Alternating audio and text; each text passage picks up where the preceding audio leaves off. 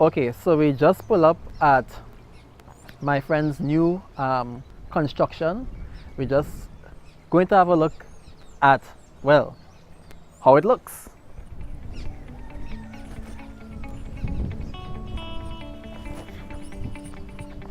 So this is rough. This is as rough gets. And probably, I don't know, you might be at this stage or you may not be anywhere near as rough as this. And the question on your mind is, you know, okay, I'm thinking about my landscaping. What grass should I plant?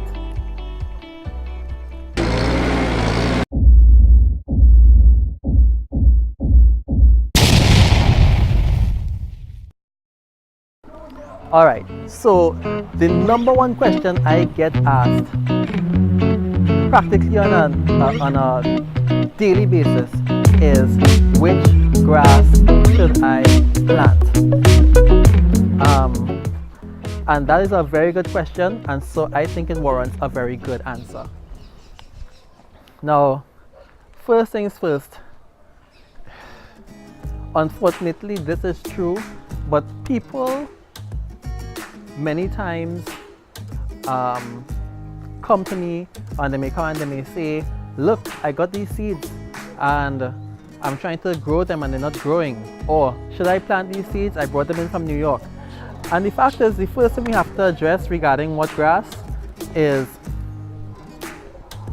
the grass that you choose to plant needs to be appropriate to our climate. We are a tropical country. Cool season grasses, all the Bahia grass, well, not Bahia, Kentucky bluegrass and tall fescue, fine fescue, ryegrass, bend grasses. None of these grasses are appropriate to our climate. These are cool season grasses.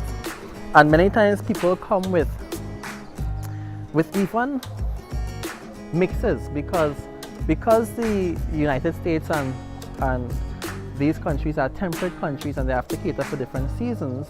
They actually don't plant pure lawns a lot of the time. A lot of the time they actually have a mixture of grasses in their lawn, so that at any given season one of the particular grasses would look green. So they may have a Bermuda for warm season mixed with a ryegrass for autumn, and something to green up quickly in the spring. You know, that's the way that they essentially do it. So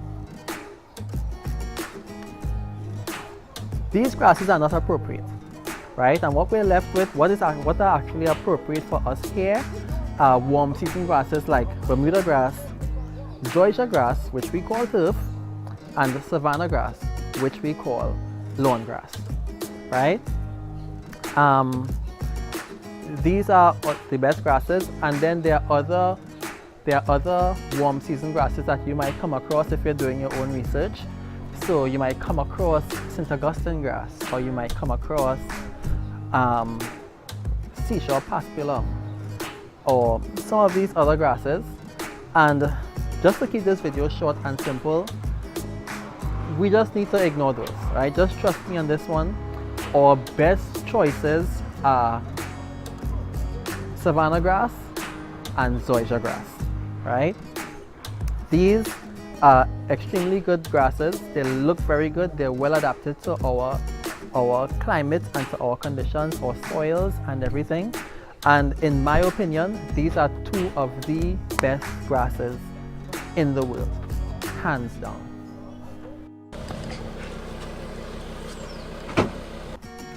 Okay, so I just want to do a quick side note on Bermuda grass, because many of you're researching, you're online, and you would be weighing the merits of Bermuda grass as an option for your warm season grass to plant it in your Trinidad and Tobago lawn. Now, Bermuda grass is a warm season grass. It is actually native to Trinidad and Tobago. Our East Indian community here refers to Bermuda grass as dupe grass. So if you know dupe grass, then you know Bermuda grass. Bermuda grass seed is readily available. Many plant shops and so on here, you go, or agri shops, and they would have Bermuda grass seeds in packets. And it totally makes sense. It totally makes sense to try to establish a Bermuda grass lawn, because you would think to yourself, well, I could just take these seeds, spend $60, throw them on the ground, and voila, in 2 weeks I have a lawn, right? Well, it doesn't normally work out that way. I thought that was my thinking too when I just got into this. I did a lot of experiments with seeds and Bermuda grass and even Zoysia grass seeds, and you know, it doesn't generally work out that way.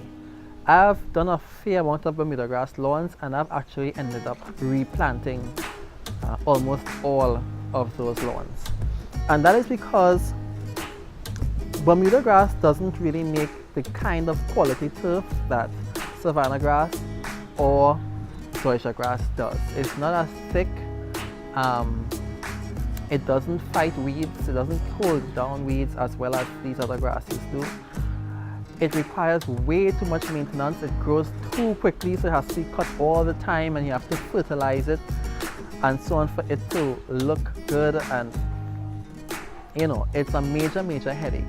And the worst part of that headache is that if you attempt to plant Bermuda grass seeds before, realize it was a bad idea, and then come to do your Zoysia grass or Savannah grass planting after, you end up with Bermuda grass as a weed in your lawn, and very difficult to get rid of. Not good enough to make a good lawn, but difficult to get rid of from your good lawn. It's a bad idea. Just don't do it. Trust me on that one.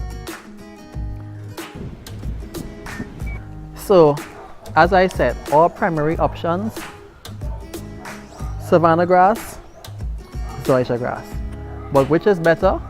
I'll really try to answer that question in the subsequent videos of this series, and hopefully at the end you will be making a decision with confidence regarding which grass to plant in your Trinidad and Tobago lawn.